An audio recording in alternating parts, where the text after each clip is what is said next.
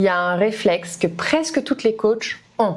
Et moi aussi, je l'ai eu à une certaine période. Tu ouvres Instagram, tu regardes ce que font les autres et inconsciemment, tu commences à te comparer. Tu regardes leurs vues, tu regardes leurs commentaires, tu vois si elles sont à l'aise devant la caméra. Et en quelques minutes seulement, ton énergie, elle va changer. Dans ton cerveau, tu vas passer de « je suis en train de construire quelque chose » à « je suis complètement en retard, les autres sont meilleurs que moi ».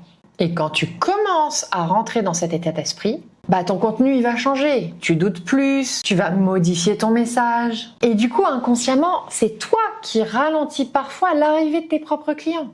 Et il faut savoir que regarder ce que font tes concurrents, c'est pas grave, c'est même une très bonne chose. Ça permet de comprendre le marché, de voir ce qui fonctionne pas. Mais le problème, c'est quand tu commences à utiliser les informations que tu vois contre toi. Et quand ton observation devient vraiment une pure comparaison. Et quand forcément, cette comparaison, elle devient juste un jugement face à toi-même. La plupart du temps, en fait, tu vas comparer ton début à toi avec le milieu ou la fin de carrière de quelqu'un d'autre. Tu peux pas comparer si toi, tu as commencé il y a 6 mois ton contenu avec quelqu'un qui a commencé il y a 5 ou 6 ans. Elle a forcément plus d'expérience que toi.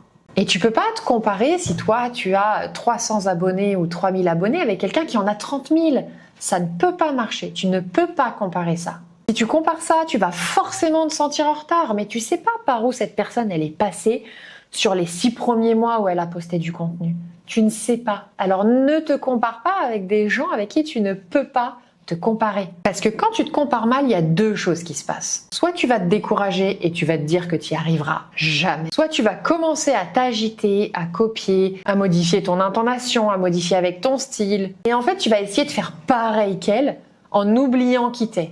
Et dans les 2 cas, tu perds ton axe. Tu vas plus construire, tu vas être juste dans la réaction. Et ça, c'est pas possible. Alors si tu vas regarder le compte d'un de tes concurrents, par exemple, fais-le juste pour comprendre ce qui fonctionne chez elle.